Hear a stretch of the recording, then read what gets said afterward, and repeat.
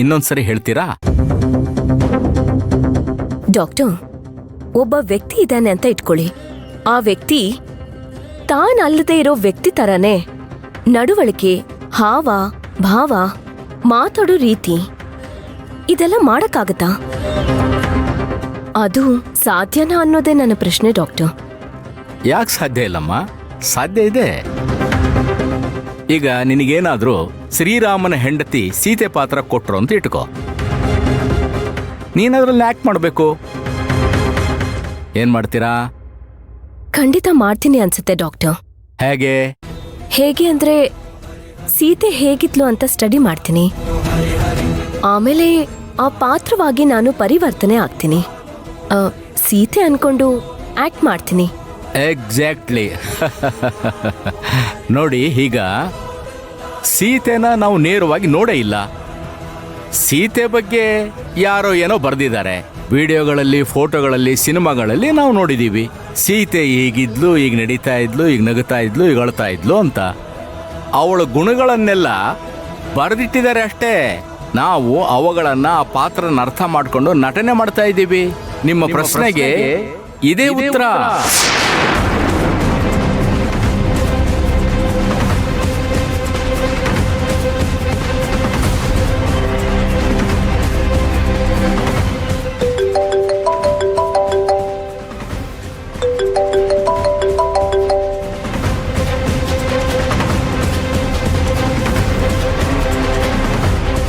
ಒಂದ್ ವೇಳೆ ಆ ವ್ಯಕ್ತಿಗೆ ಇನ್ನೊಬ್ಬರ ತರ ನಟನೆ ಮಾಡಕ್ ಬರ್ಲಿಲ್ಲ ಅಂದ್ರೆ? ಆ ಮಾತೇ ಬರೋದಿಲ್ಲಮ್ಮ. ಯಾಕಂದ್ರೆ ವ್ಯಕ್ತಿ ಬೈ ಬರ್ತದನ್ನ ಕಲ್ತ್ಕೊಂಡು ಬಂದ್ಬಿಟ್ಟಿರ್ತಾನೆ.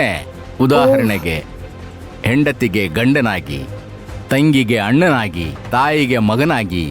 ಅಷ್ಟೇ ಯಾಕೆ, ಎಷ್ಟೋ ಸ್ನೇಹಿತರಿಗೆ ಆಪ್ತ ಸ್ನೇಹಿತನಾಗಿ.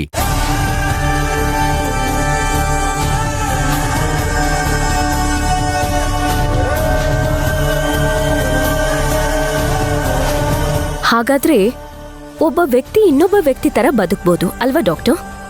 ಖಂಡಿತವಾಗಲ್ಲ ಕಣಮ್ಮ, ಎಲ್ಲ ಸಾಧ್ಯತೆಗಳು ಇದಾವೆ. ಈಗ ನಿನ್ನ ಅನುಮಾನಕ್ಕೆ ಪರಿಹಾರ ಸಿಕ್ತು ಅನ್ಕೊಳ್ತೀನಿ. ಕೂತ್ಕೊಳ್ಳಮ್ಮ.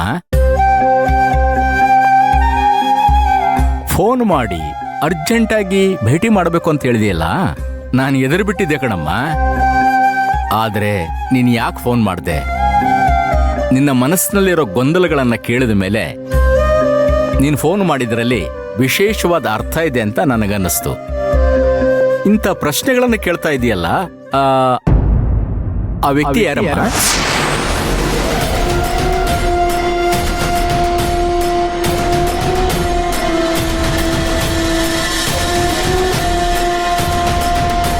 ಅದು ಡಾಕ್ಟರ್, ಯಾವ ವ್ಯಕ್ತಿನೂ ಅಲ್ಲ, ಒಂದು ಕಲ್ಪನೆ ಅಷ್ಟೇ. ನನ್ನ ಫ್ರೆಂಡ್ ಒಬ್ಳು ನಾವೆಲಿಸ್ಟ್ ಇದ್ಲು. ಕತೆ, ಕಾದಂಬರಿ ಎಲ್ಲ ತುಂಬಾ ಚೆನ್ನಾಗಿ ಬರೀತಾಳೆ. ಅವಳು ಕತೆನ ಬರೆದು ನನ್ನ ಕೈಲಿ ಕೊಟ್ಲು. ಆದ್ರೆ ಆ ಪಾತ್ರದ ಸೃಷ್ಟಿ ಇತ್ತಲ್ಲ, ಅದು ನನಗೇನೋ ಒಂದಷ್ಟು ಅನುಮಾನಗಳಿಗೆ ಎಡೆ ಮಾಡ್ಕೊಡ್ತು.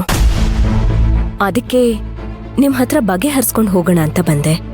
ಗುಡ್ ಮಾ, ಒಳ್ಳೇದು. ಮನುಷ್ಯ ಅಂದಮೇಲೆ ಈ ಪ್ರಶ್ನೆಗಳು ಹುಟ್ಟತಾನೆ ಇರಬೇಕು.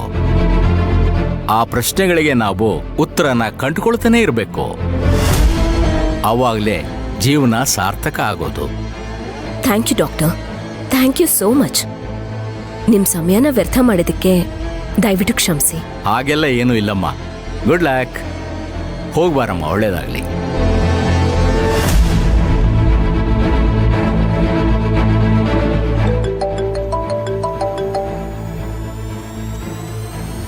ಹಲೋ. ಓಕೆ, ಬರ್ತೀನಿ.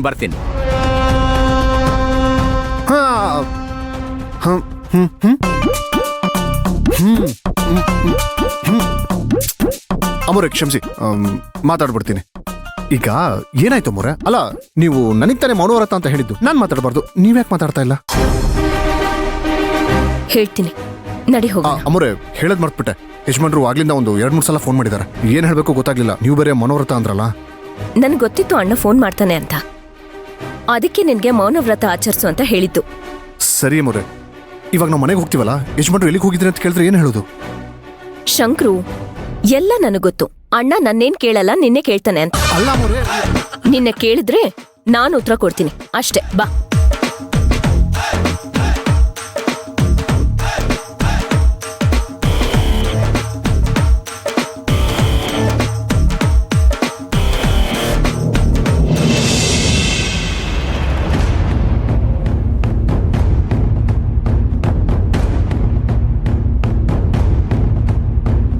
ಒಳಗಡೆ ಯಾರಿದ್ದೀರಾ?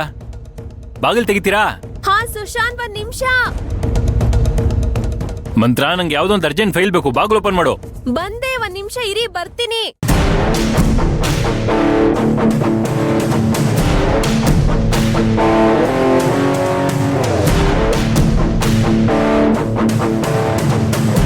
ಒಂದ್ ನಿಮಿಷ, ಎಲ್ಗೋಗ್ತಿದ್ದೀರಾ? ನಂಗೊಂದು ಇಂಪಾರ್ಟೆಂಟ್ ಫೈಲ್ ತಗೊಳ್ದಿದೆ ಮಂತ್ರ. ಆ ಇಂಪಾರ್ಟೆಂಟ್ ಫೈಲ್ನ ಆಗ್ಲೇ ಆಫೀಸಿಗೆ ಕಳ್ಸಾಯ್ತು. ನೀವೇನು ಟೆನ್ಷನ್ ಮಾಡ್ಕೋಬೇಡಿ. ನೀವ್ ಫೈಲ್ ಬಿಟ್ಟೋಗಿದ್ನ ನೋಡಿ ನಾನು ಇಮಿಡಿಯೇಟ್ ಆಗಿ ಆಫೀಸಿಗೆ ಕಳ್ಸಿದ್ದೀನಿ. ಇವಾಗ ನೀವೇನ್ ಮಾಡ್ಬೇಕು ಅಂದ್ರೆ ನಮ್ ಜೊತೆ ಹೊರಗಡೆ ಬರ್ಬೇಕು, ಅಲ್ವಾ ರಾಘವ್?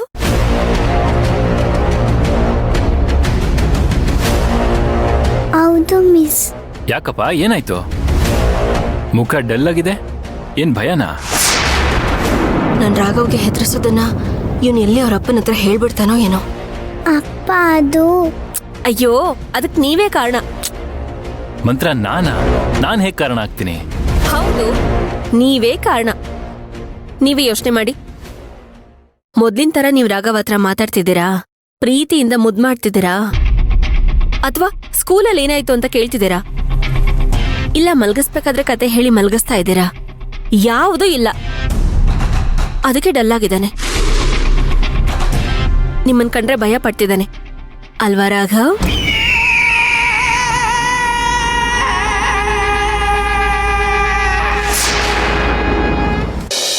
ಮಿಸ್. ರಾಘವ್, ಬಾ. ರಾಘವ್, ಅದು ಸಾರಿ ಕಂದ. ಅಪ್ಪಂಗೆ ಏನೇನೋ ಟೆನ್ಷನ್ನು, ನಿನ್ ಕಡೆ ಗಮನ ಕೊಡಕ್ಕಾಗ್ಲಿಲ್ಲ.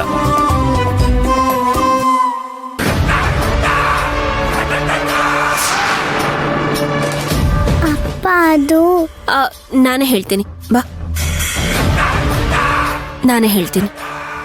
ನೀನ್ ನನ್ನ ಹತ್ರ ಏನ್ ಹೇಳಿದ್ಯೋ ಅದನ್ನ ನಿಮ್ಮಪ್ಪಂಗ್ ನಾನೇ ಹೇಳ್ತೀನಿ. ನನ್ನ ಹತ್ರ ನಿಮ್ಮ ಮಗ ಏನ್ ಹೇಳ್ದ ಗೊತ್ತಾ?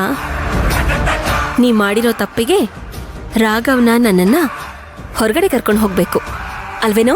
ಮಂತ್ರ, ಅಲ್ಲ ಮಂತ್ರ, ನಂಗೆ ಬೇರೆ ಕೆಲ್ಸಗಳಿರುತ್ತವೆ ಮಂತ್ರ. ಅದು ಇಲ್ಲ, ಇದು ಇಲ್ಲ. ಕೆಲ್ಸ ಯಾವಾಗ್ಲೂ ಇರುತ್ತೆ. ಇವಾಗ ಏನು ಮಾತಾಡ್ಬೇಡಿ, ನಮ್ ಜೊತೆ ಬರ್ಬೇಕಷ್ಟೇ. ನಡಿ, ಬನ್ರಿ. ಬನ್ನಿ ಅಂದೆ.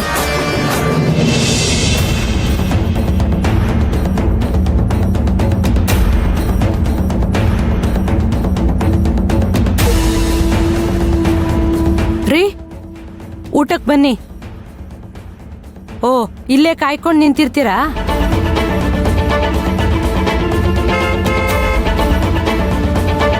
ಅಲ್ಲಿ ನೋಡಿ, ಬಂದೇ ಬಿಟ್ರು.